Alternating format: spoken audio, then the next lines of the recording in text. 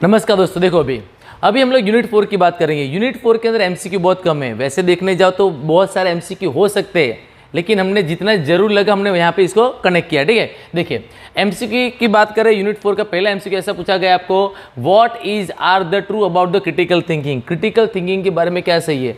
હમણાં છે ને 2 દાડા પહેલાં જ ચાલુ છે, 2 દિવસ પહેલાં જ ચલાવ્યું છે। 2 दिन पहले मैंने आपको समझा दिया क्रिटिकल थिंकिंग तो आपको आना ही चाहिए भाई। ये तो क्रिटिकल थिंकिंग क्या है? तो क्रिटिकल थिंकिंग है ना, रीजनेबल रिफ्लेक्टिव होता है, यानी कि रीजनेबल लॉजिकल थिंकिंग होता है। ठीक है, जो फोकस करता है डिसाइडिंग व्हाट टू बिलीव और नॉट, क्या बिलीव करना है क्या बिलीव नहीं करना है। और क्रिटिकल थिंकिंग ऐसा कॉग्निटिव एक्टिविटी है जिसके अंदर हमें सोचना पड़ता है, केयरफुली एग्जामिन करना है, हमें माइंड को यूज करना पड़ेगा। और कोई सिचुएशन है, कोई डेटा है, कोई प्रॉब्लम है, कोई इंफॉर्मेशन है, उसको अंडरस्टैंड करने का और उसका इंप्लीकेशन क्या होगा, उसका इंपैक्ट क्या होगा, सब जानने का। वो बनाओ तुम, ऐसा कराया था हमने। ठीक है, तो ये दोनों चीज सही है दोस्तों, तो क्या आएगा? Both A and B. तो ये दोनों सही है तो बोथ ए एंड बी आएगा। उसी तरीके से critical thinking is negative and critical thinking makes a person judgement true और फॉल्स। बोलो, क्रिटिकल थिंकिंग नेगेटिव होता है क्या? हाँ, उससे हम लोग जजमेंट बन जाते हैं। बोला था ना मैंने, पूछा जाएगा, अरे भाई नहीं होता है, क्रिटिकल थिंकिंग नेगेटिव नहीं तो पॉजिटिव गणा जाएगा। देखो तो यहाँ पे ये आंसर में लिखना है ट्रू, कि पॉजिटिव थिंकिंग जो है, ठीक है, वो negative and critical thinking makes person judgement true और फॉल्स। बोलो, तो यहाँ पे एक मिस्टेक है, ये फॉल्स बोला जाएगा, ये होता है फॉल्स, क्योंकि भाई नेगेटिव थिंकिंग करना नहीं होता है इसके अंदर। तो क्रिटिकल थिंकिंग वो नेगेटिव नहीं होता है, क्रिटिकल थिंकिंग जजमेंटल नहीं बनाता है। ठीक है, तो ये स्टेटमेंट क्या बोला जाएगा? फॉल्स। ठीक है ना, आगे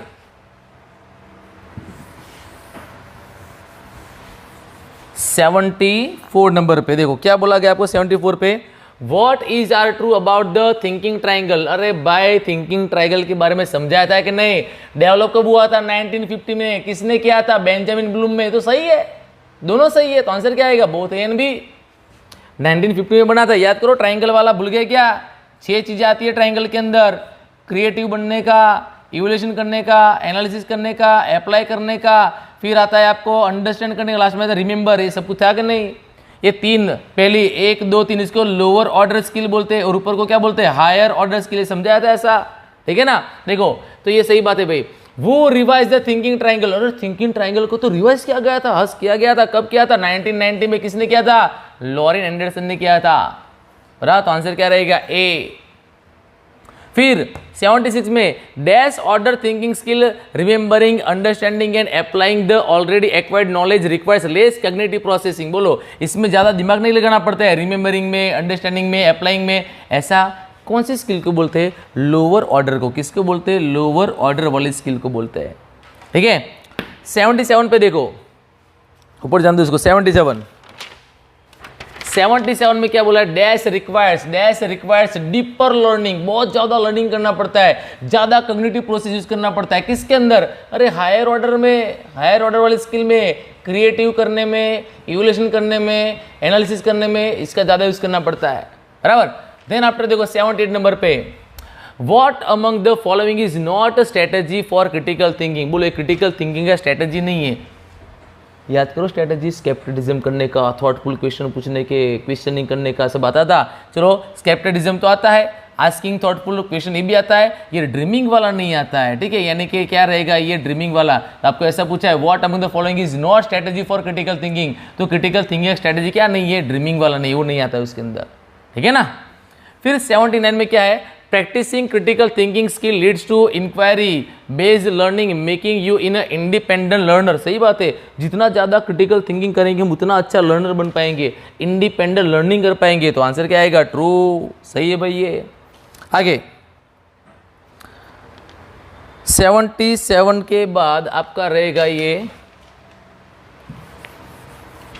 79 वाला हो गया अपना। 80 नंबर पे देखो क्या बोला गया भाई आपको, what are the features of the critical thinking. अरे क्रिटिकल थिंकिंग कैसा होता है? तो क्या रेटोरिक होना पड़ता है, लॉजिकल होता है, एटीट्यूड होता है? तो ऑल ऑफ द अबव आएगा, ये आंसर है ऑल ऑफ द अबव। ठीक है, all of the above answer है। According to whom rhetoric is a practical discipline. ऐसा किसने बोला था? बताओ, एरिस्टोटल ने बोला था, बेंजामिन ने बोला, किसने बोला था? बहुत सारे लिख के आएंगे, बेंजामिन लिख के आएंगे क्योंकि उसका ट्रायंगल है। अरे बेंजामिन ने नहीं बोला था ये डिसिप्लिन। ऐसा किसने बोला था? एरिस्टोटल ने बोला था। एरिस्टोटल वो फिलोसोफर था ना, उसने बोला था। Characteristics of a critical thinker, बोलो जो क्रिटिकल थिंकर होता है, जो क्रिटिकल थिंकिंग करता है वो कैसा होता है? अरे वो क्यूरियोसिटी वाला होता है, इमेजिनेशन वाला होता है, कंसेप्चुअलाइजेशन वाला होता है, रीजनिंग वाला होता है, ड्राइंग करता है, कनेक्शन बनाता है, सब कुछ करता है, ऑल ऑफ द अबोव है था लिस्ट इसका, ठीक है। फिर 83 नंबर पे देखो, व्हाट इज और are true about the rational thinking, बोलो रैशनल थिंकिंग कैसा होता है? रैशनल थिंकिंग यानी कि क्या सही है क्या गलत है, ये अच्छा है तो अच्छा क्यों है, ठीक है, ये सब हम जो जानते हैं जो रैशनल बोला जाएगा। The word rational means using reason to solve the problem, सही बात है।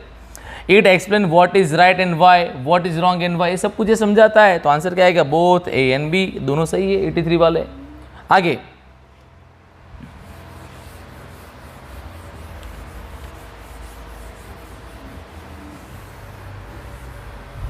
84 नंबर पे देखो, 84 पे आपको क्या दिया गया है भाई? यहाँ पे dash means developing points in a logical sequence which leads to conclusion. आपको लॉजिकल सीक्वेंस के अंदर क्या करना है? सब पॉइंट्स बनाने, इसको क्या बोला जाएगा? अरे बोलते हैं developing argument, developing argument points बनाने के, लॉजिकल पॉइंट्स बनाने के और कंक्लूजन पे जाने का डेवलपमेंट आर्ग्यूमेंट बोलते हैं इसको।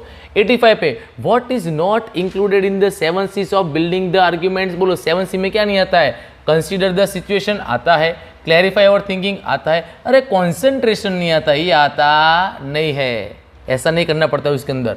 86 अ ग्रुप ऑफ सेंटेंस, याद है ना कंसीडर वाला केस बताया था मैंने, याद करो, वो मर्डर हो गया था, याद है ना, 2 मर्डर हुए थे, हस्बैंड ने किया था वाला केस, ठीक है। 86 a group of sentence put together, जब बहुत सारे सेंटेंस एक साथ लिखा जाता है, separated from such sets of sentence make, बोलो उसको क्या बोला जाएगा? बहुत सारे सेंटेंस को एक साथ में लिखते हैं तो क्या बनता है? पैराग्राफ बनता है रे भाई, the structure of a paragraph बोला जाएगा, ठीक है। यहाँ पे 1 मिनट रुकना, क्या है कौन सा 86 नंबर पे ना, 86 नंबर पे कुछ ना कुछ करेक्शन है मेरे ख्याल से, नहीं बराबर है, the structure of the paragraph बराबर है। फिर 87 पे paragraph includes how many words, ये तो पहले दिन बोल दिया था मैंने आपको, जो समझाया था, कितने वर्ड्स आने चाहिए? तो 30 से लेके 150 जितने आने चाहिए, बराबर। आगे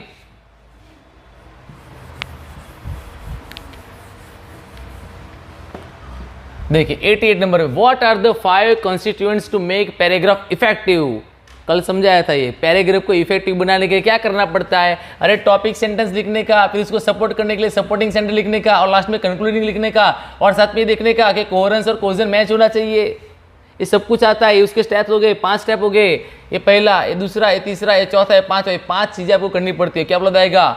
ऑल ऑफ द अबोव।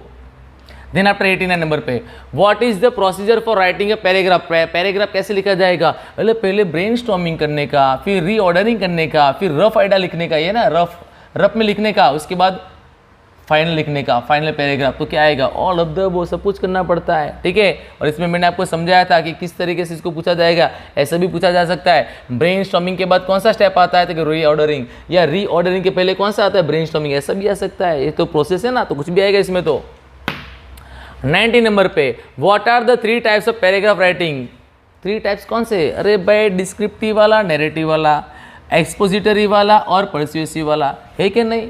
ये इसके टाइप्स बोले जाएंगे, टाइप्स, ठीक है। तो क्या आएगा? बोथ ए एंड बी, ये दोनों टाइप्स के बोले जाएंगे, बराबर। अब इसमें क्या क्या समझाया था मैंने, याद करो। डिस्क्रिप्टिव का मतलब रियलिटी बताने का, नैरेटिव यानी कि स्टोरी लिखने का, एक्सप्लोरेटरी यानी कि कुछ डिटेल में समझाने का और इसका एग्जाम्पल देने का, और परस्यूएस यानी कि सामने वालों को कन्विंस करने का। ये सारे लेटर मैंने समझाए थे, ठीक है। बदलो इसको। देखिए अभी आपको जो लास्ट वाला एमसीक्यू बताया गया उसके अंदर देखो 91 नंबर पे, which paragraph writing describe place, person, event. बोलो प्लेस के बारे में लिखोगे, पर्सन के बारे में लिखोगे, इवेंट के बारे में, जो रियल में वो लिखना है, तो क्या आएगा? डिस्क्रिप्टिव वाला आएगा, ठीक है। डैश, इसमें मैंने सब एग्जांपल दिए थे ना। अगर ताजमहल के बारे में पूछा जाए कि ताजमहल के बारे में कुछ लिखो, तो क्या लिखने का? जो है वो लिखने का ना, जो प्लेस हो गया उसके बारे में लिखना है, ठीक है। नरेंद्र मोदी अभी रैली करके गए, इवेंट करके गए, उसके बारे में लिखो तो क्या बोला जाएगा? डिस्क्रिप्टिव बोला जाएगा। ऐसे एमसीक्यू भी आ सकते हैं, ठीक है।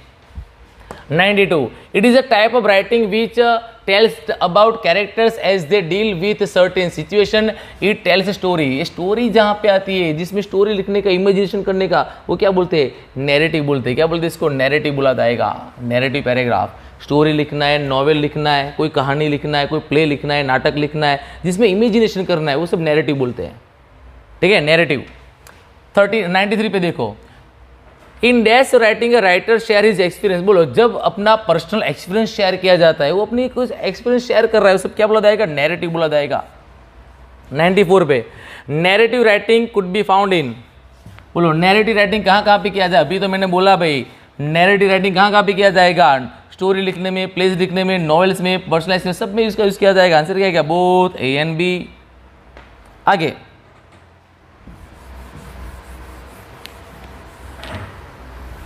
95 नंबर पे, dash is a type of writing which use to explain something, to inform and to describe something. कोई इन्फॉर्म करने के लिए, कोई चीज को समझाने के लिए, अच्छी तरीके से समझाना है तो क्या यूज किया जाएगा? तो वहां पे एक्सपोजिटरी आता है। क्या आता है? Expository paragraph. इसमें डेटा देना पड़ता है, न्यूमेरिकल इन्फॉर्मेशन देना पड़ता है, सब कुछ आएगा उसके अंदर। एग्जाम्पल देने पड़ते, इलिस्ट्रेशन देने पड़ते। देखो, what is are true about the expository paragraph, इसके बारे में क्या सही है बताओ?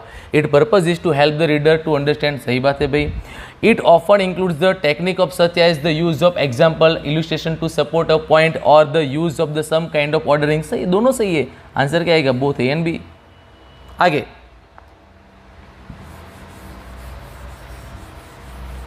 97 नंबर पे देखो, क्या है?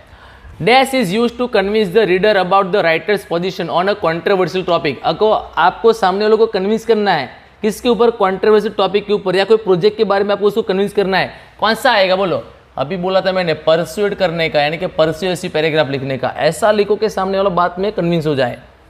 What is are true about the persuasive paragraph? क्या सही है उसके बारे में? Sometime it is called argument writing। सही बात है। The language can be highly charge, यहाँ पे लैंग्वेज एकदम हाईली चार्ज करना पड़ेगा क्योंकि आर्ग्यूमेंट करना पड़ता है ना। The intent is to get reaction, आपको सामने वाले का रिएक्शन चाहिए, तो ये भी सही बात है। तो तीनों तीन सही बात बोली जाएगी इसके बारे में। परस्यूसिव के बारे में क्या? ऑल ऑफ द अबव आएगा।